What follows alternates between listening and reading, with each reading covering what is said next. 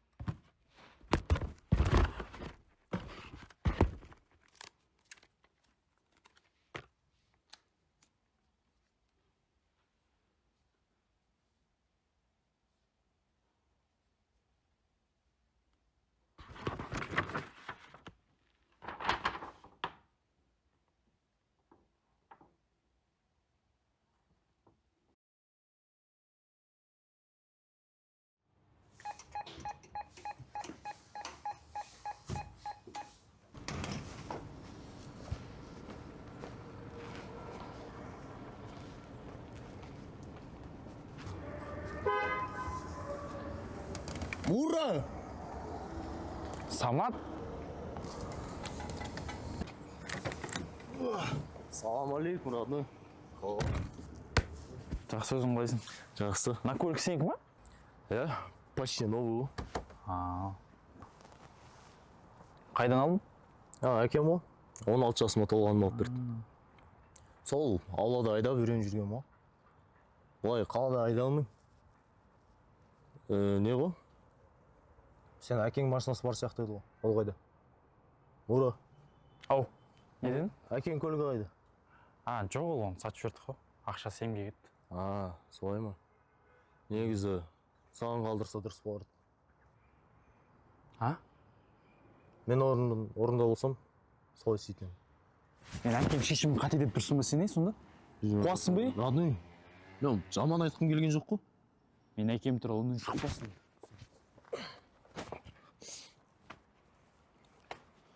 Родной, түсінем. Саған ауыр. Түсінбейсің сен мен мынандай көлігім барды. Мал.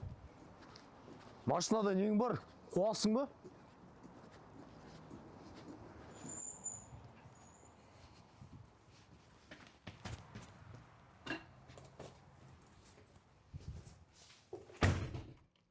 Сәлеметсіз бе, кіріңіз. Ей, сен бөкеннің ұлы емессің ба? Иә, ассалаумағалейкум. Уалейкум ассалам. Қалай жағдай? Жақсы шүкір бәрі. Өзіңіз? Мен жақсы аман есен. Айта бер. Маман қалай? Тоқташ. Ау. Сен бетіңе не болған? Кеше сырбаған маңызды емес. Өсіп кеттісің ғой сен.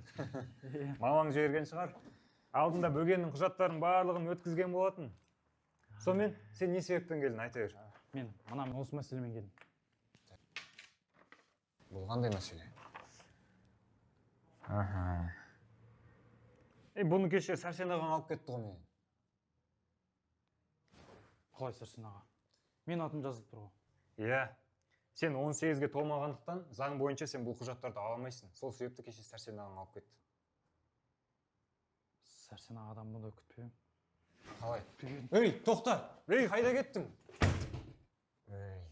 Бөгеннен алмай қапты ғой мінезі.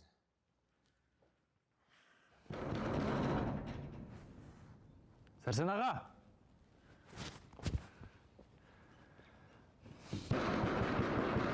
Сәрсен аға!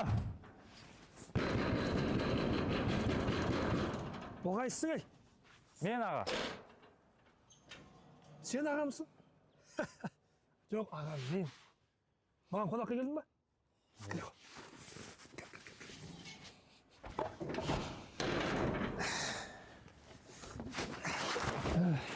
Шашың неткен қайратты да, туыры марқыма келгендей.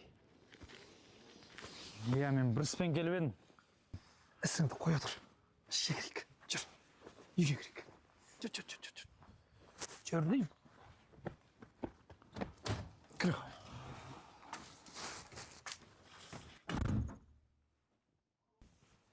Кел, жақынырақ отыр.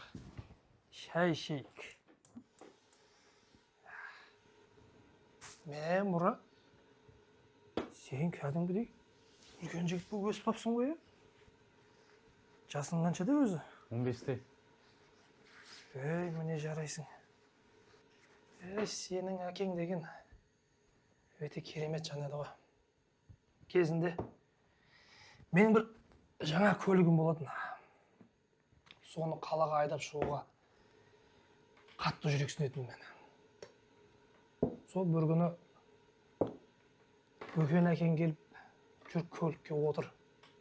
Өзім үйретем деп мені бір-ақ күнде бүкіл нәрсеге үйретті ғой. Сенесің ба? Бір-ақ күнде. Жарықтық-ай, сол сенің әкеңнің ракпен ауырғаны бәрімізге қатты батты. Бірақ Бөкең кейде алыстағы туыстарын іздеп кететін. Сен әкем жоқ деп мойыма. Сенің жаныңда мен бармын. Сіз қалай осылай айтуға дәтіңіз барады? Бүкіл наследствоны алып кет. Бұл не деген сатқындық? Ха? Сіз онымен өмір бойы жолдас болдыңыз емес пе? Осыдан кейін мен сізді қалай аға деймін? Тоқта. Қандай наследство ол? Сіз кеше алып кеткен нотариустан білдім бар. Ол ма? Бәсе бағаналы бері не ақман ала көзеніп қарап отыр деп қойым. Сен. Мінезім әкемдікіндей деп көрсете берем маған. Бергел. Бөген не тастап кеткен көрсетем қазір.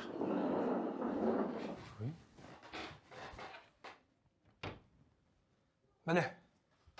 Бөгеннің саған қалдырған саты. Ішін ашып қараған жоқпын. Заты сенікі болғаннан кейін өзің ашып қарарсың. Бұның ішінде не? Білмедім. Бөген не дүниеге, не ақшаны бағаламайтын адам еді ғой. Оны нәрсен күтпе. Ең бастысы ішіндегі құнды зат.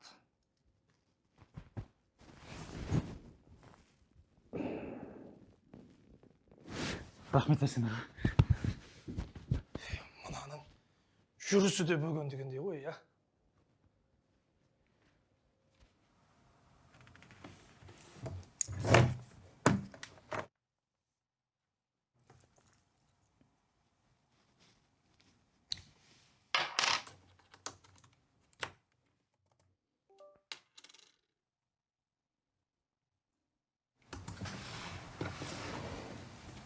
Бүгін мен шешім қабылдадым.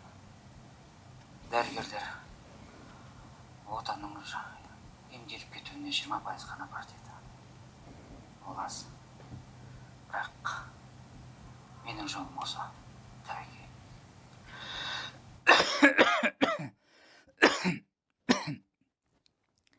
Егер емделіп кетсем, бар дүниені қайтадан жасап аламын. Ол маған қиын емес. Ал егер ажалым жетсе, онда не болғаны? Мен бұл өмірде танымал адам болмадым. Шыңды бағындырмадым. Тарихта атымда қалмады. Осы сұрақтар мені кіші кезімнен мазалады. Осы ауырып, өлім халде жатқанда қайтадан есіме түсті. Негізінен көлікті сатпай-ақ бар ақшаны саған қалдырған дұрыс па деп ойладым. Бірақ әлсірей білгенше, сенің көзіңше ойыңда мықты адам болып қалғым келді. Ертең Тәуекел, ертең Көркі деген ұлым. Егер ажалым жетіп өліп кетсем, саған не қалдырам? Дос жарандарыма, әйеліме, туысқандарыма, жалпы қанымның тарихына мұра ретіне не қалдырам? Осы сұрақ мені мазалай бастады.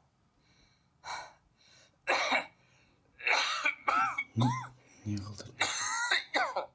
Не қалдырдың? Не болды?